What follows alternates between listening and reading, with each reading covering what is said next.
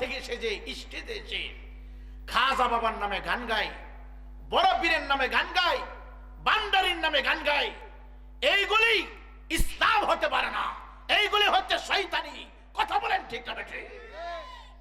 সে নিজেও নষ্ট, স্টেজে দাঁড়ায় কমল লড়ায়া আরো এলাকার মানুষকে করে নষ্ট। কথা বলেন না? না মিথ্যে বলছি?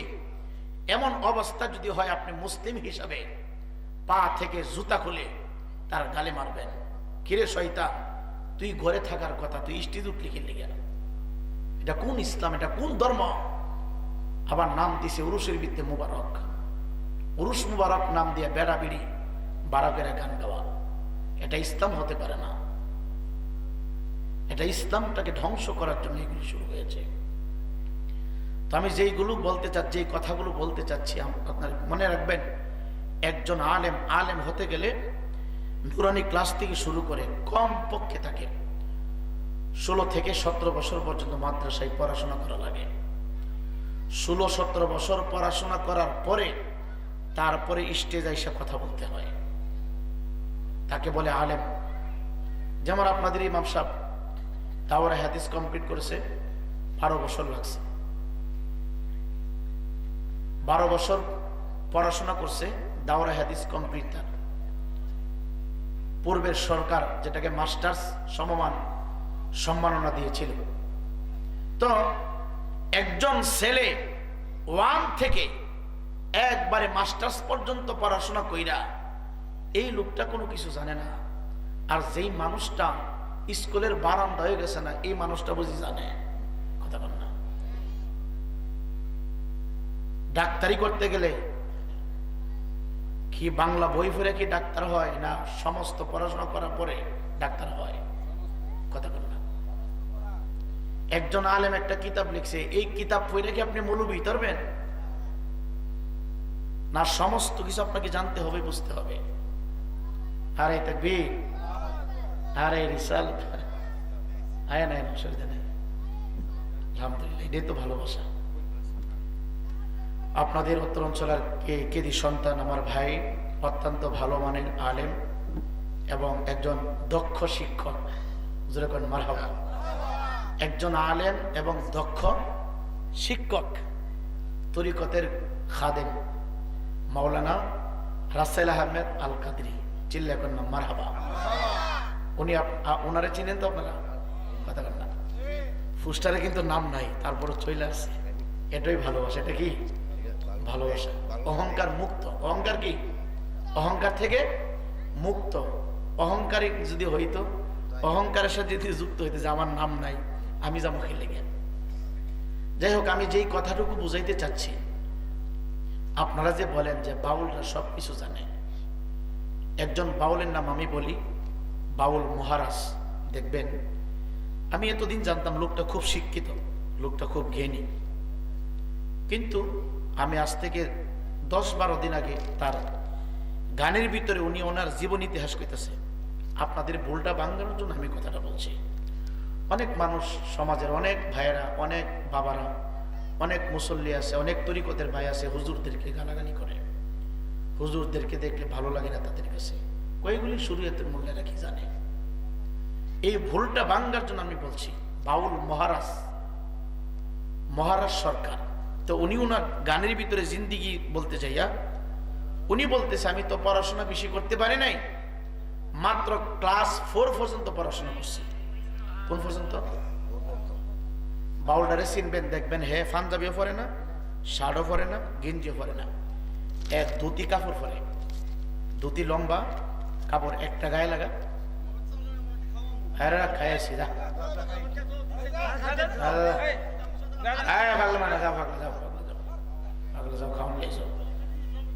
যে খাওয়ান খাওয়াইছে বেটা 20 জাত তরকারি করছে, বেটা গিয়ে দেখ কেমন বানাইলে যাতে খাওয়ায়, তুই আইস খাওয়ালে বাজান। ওয়াজ মাহফিলে এত আইটেমের খাবার, আজকে ফার্স্ট। 12-14 বছর দোষ করতেছি, আলহামদুলিল্লাহ, শুকরিয়া। এটা আমার থানা, তো এটা আমার এলাকা, আমি বুঝতে পারছি। আসলে এটা আপনাদেরকে খুশি করার জন্য আমরা যত বাংলাদেশের যত জায়গায় যাই, নরসিংদী জেলার মানুষ খাবারের জন্য ফার্স্ট। জোরে কোন আলহামদুলিল্লাহ। আমাদের নরসিংদী জেলার মানুষ খাবারের জন্য কি ফাস্ট। যাক, আমি যে কথাটা বোঝানোর জন্য বলছি, তো উনি উনার জিন্দিগি বলতে চাই যে আমি পড়াশোনা বেশি করতে পারি নাই, মাত্র ক্লাস 4 পর্যন্ত পড়াশোনা করছি। এখন ক্লাস 4 পর্যন্ত পড়াশোনা করে যদি কোরআন থেকে দলিল দেওয়া যায়, ক্লাস 4 পর্যন্ত পড়াশোনা করে যদি আলেমদের বিরুদ্ধে কথা বলা যায়, বলেন তো এই লোকটার দ্বারা কি ইসলামের ক্ষতি হবে না ইসলামের উন্নতি হবে? কথা বলে না কেন? ইসলামের। আরে ক্লাস 4-এ যে ছেলেটা পড়ে, আমি যদি জিজ্ঞাসা করি আরবি হরফ কয়টা, মাকরাস কতটা, মাকরাস কাকে বলে আমাকে বলো। আমি যদি বলি আলিফের মাকরাসটা বলো, তুমি আইনের মাকরাসটা বলো, বলতে পারবে না। ক্লাস 4-এ যে ছেলেটা স্কুলে পড়ে, আমি যদি তাকে জিজ্ঞাসা করি এই তুমি আমার সামনে দাঁড়া, সূরাতুল ফাতিহার শাব্দিক অর্থটা তুমি আমার সামনে বলবা, অর্থ বলবে দূরের কথা, শুদ্ধ করে সে আমার সামনে বলতে পারবে না। কথা বলেন ঠিক না ঠিক? আপনারা কইন বাউল বেশি জানে, কুসু জানে। কি জানে? কুসু জানে, কুসু কিচ্ছু জানে না। জানলে বিড়িলে গান গাইলে না। কথা বলেন না? এত কিছু জানলে স্টেজে মহিলা লিয়া গান গাইতো না। এগুলি বাদ দেন, উলামায়ে কেরামকে সম্মান করেন, দ্বীনের পথে চলে আসো। এগুলি ধান্দাবাজি ছাড়া আর কিছু না। কথা বলেন ঠিক কিনা? ভাইজান, যেখানে খারাপ কাজ হবে যদি পারেন সম্মিলিতভাবে এটাকে নিষেধ করবেন। যদি সম্মিলিতভাবে নিষেধ না করতে পারেন তাহলে কি করবেন? তাহলে কি করবেন? যদি পারেন একা করবেন, না করলে সম্মিলিতভাবে। আর তাও যদি সম্ভব না হয়, দূর থেকে খারাপ কাজকে মনে মনে ঘৃণা করবেন। রাজি আছেন তো? কিন্তু খারাপ কাজে সাপোর্ট করা যাবে। মনে রাখবেন, খারাপ কাজ করা, খারাপ কাজকে সহযোগিতা করা এবং খারাপ কাজ করার জন্য পরামর্শ দেওয়া একই আইটেমের অপরাধ। কেউ যদি সুদ খায়, অপরাধ যেমন হয়, সুদ যিনি দিল তার যেমন অপরাধ, যিনি সাক্ষী থাকলো তার সমপরিমাণ অপরাধ। ততপরি ইসলাম বিরোধী, কোরআন বিরোধী, ধর্ম বিরোধী, রাসূল বিরোধী কোনো কার্যকলাপ যদি এলাকার ভিতরে হয়, যদি পারেন আপনার গায়ের সমস্ত শক্তি দিয়া এটার বিরুদ্ধে প্রতিবাদ করবেন। আর যদি সম্ভব না হয় আরো 10 জন নিয়ে প্রতিবাদ করবেন। তাও যদি সম্ভব না হয় মনে মনে ঘৃণা করবেন। সাপোর্ট করা যাবে। বাইরে যারা আছেন অনুরোধ জানাচ্ছি, আপনারা সবাই ভিতরে চলে আসুন। আসুন আমরা মহব্বতে একটু দুরূদ শরীফ পড়ে আমি আমার আলোচনার দিকে ঢুকে যাই। আল্লাহুম্মা সাল্লি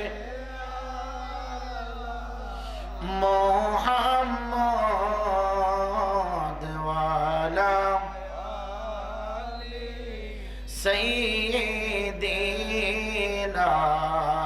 মুহাম্মাদ ওয়ালা আলি সাইয়্যিদিনা। আজরাইল আছে ভাই রে দাঁড়ায়া, কোন দিন জানি কারে নিবে তলিয়া, বলো আল্লাহুম্মা সাল্লি জোরে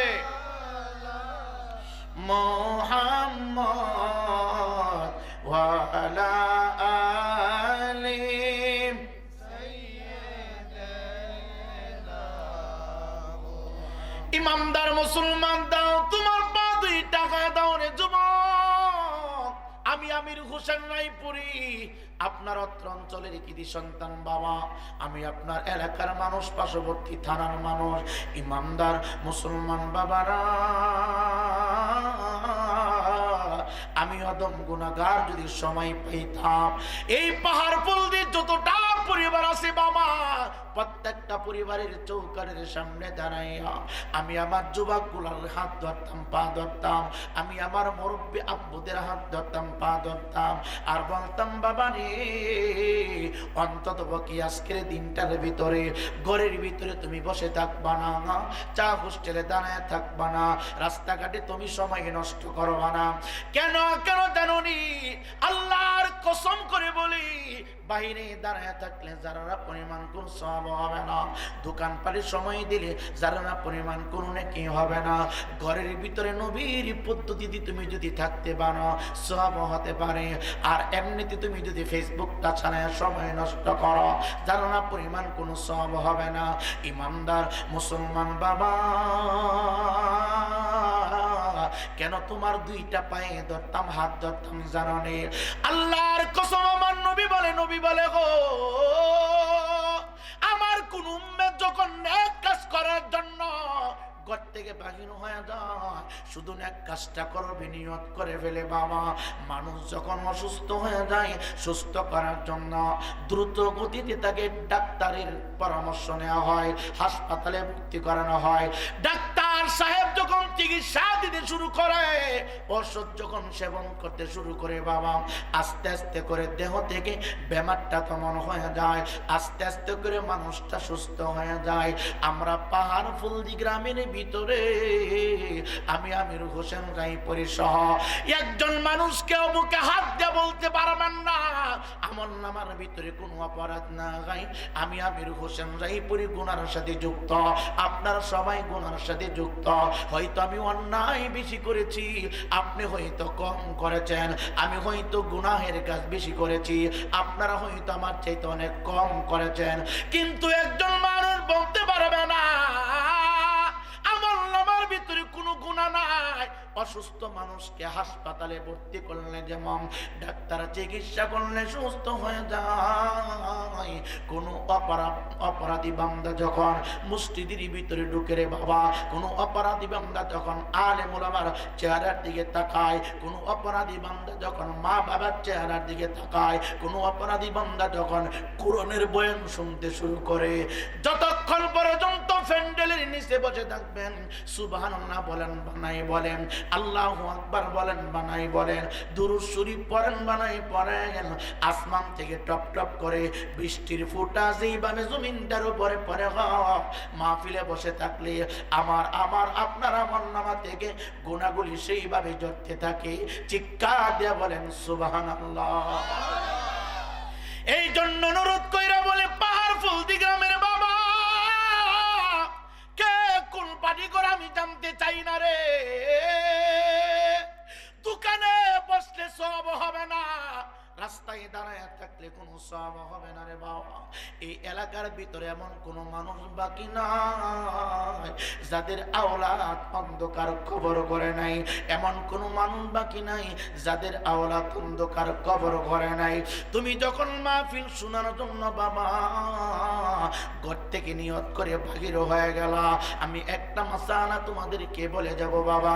ধরেন এই পাহাড়ফুলদি গ্রাম থেকে 1 কিলোমিটার দূর থেকে একজন মানুষ আসছেন, ঘর থেকে বাহির হওয়ার পরে সামনে অটো দাঁড়ানো আছে, অটোর ভিতরে উঠবেন না, সামনে কদম দিতে দিতে হাঁটতে হাঁটতে মাহফিলের দিকে আসবেন।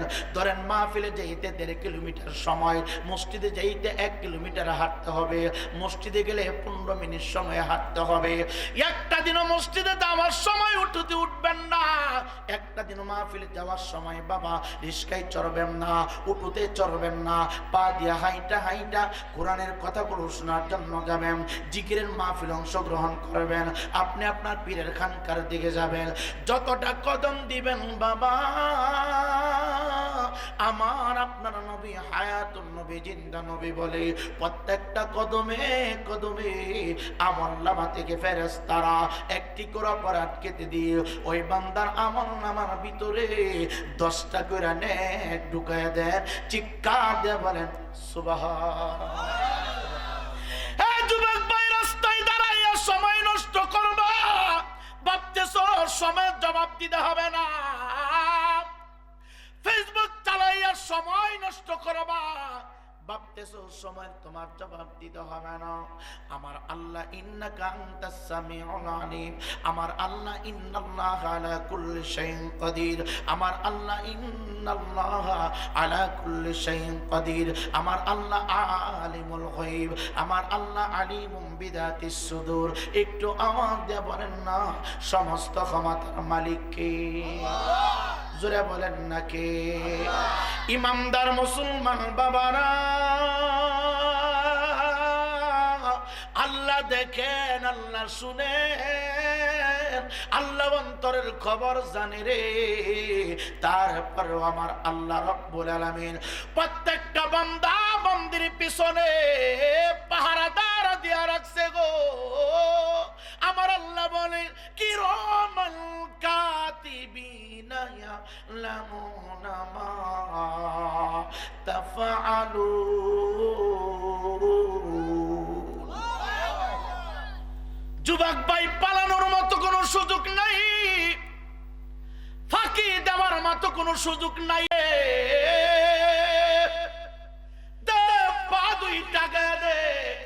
বয়ান করলে পায়ে ধরা লাগে না, এই জন্য বারবার হাতে পায়ে ধরতেছি।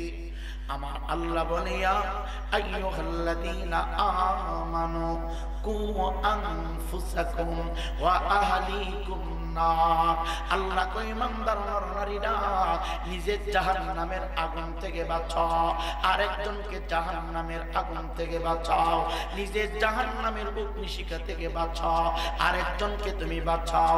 এই জন্য আপনার হাতে ধরতেছি, পায়ে ধরতেছি। বাবা, এই মাহফিল আজকে কিন্তু শেষ হয়ে যাবে।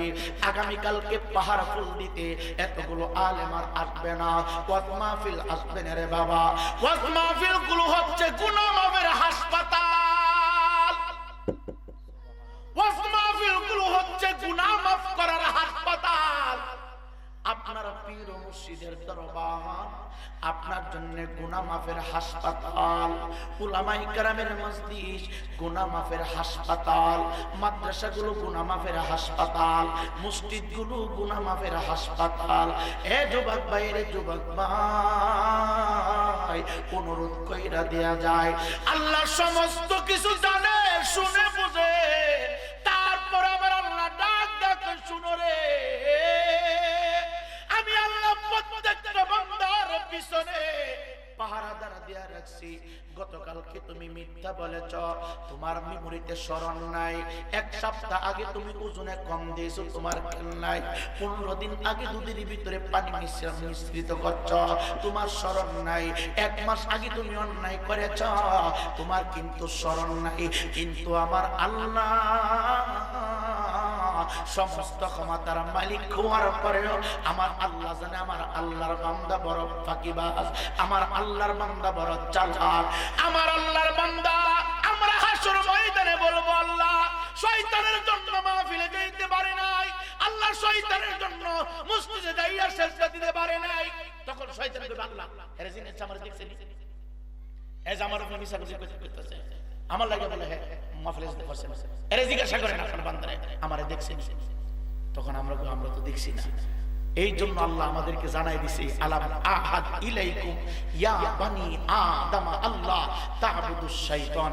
আল্লাহ দুনিয়ায় থাকতে আমাদেরকে শয়তান সম্পর্কে ওয়াজ করে জানাই দিছে, হেই পাহাড় ফলদির মুসলমানের সন্তান, হেই পাহাড় ফলদির নরনারীরা, ইমানদারের দলেরা, তোমরা শোনো, তোমাদের প্রকাশ্য শত্রু, তোমাদের প্রকাশ্য শত্রু হচ্ছে শয়তান। এই শয়তান থেকে দূরে থাকবা ঘোষণাটা জোরে বলেন কার? শয়তানের কাজ হলো, আমরা যারা আছি শয়তানের কাজ হলো আমাদেরকে জাহান্নামের দিকে টেনে নিয়ে যাওয়া। কোন দিকে? জোরে বলেন কোন দিকে? বাদ্য বাজনা বাজানো কি শয়তানের কাজ না ইমানদারের কাজ? মহিলা বাড়া করে, বাউল বাড়া করে গানের ব্যবস্থা করা শয়তানের কাজ না ভালো মানুষের কাজ? কথা কন না, শয়তানের কাজ না ভালো মানুষের কাজ? আমি 2 ঘন্টা সময় এখানে আসি, কোন সান্দরপুর যদি তাহা যে খাজা বাবার স্মরণে ডেক বয়া বাউল বাউলানি বাড়া করলে সব হইব, আমি তোমাকে গড্ডান উপহার দিব। যদি গড্ডান নাও দিতে পারি, উপযুক্ত উপহার তোমাকে দিব। তোমার পা ধরে আমি ক্ষমা চাইব যদি তুমি একটা প্রমাণ দিতে পারো।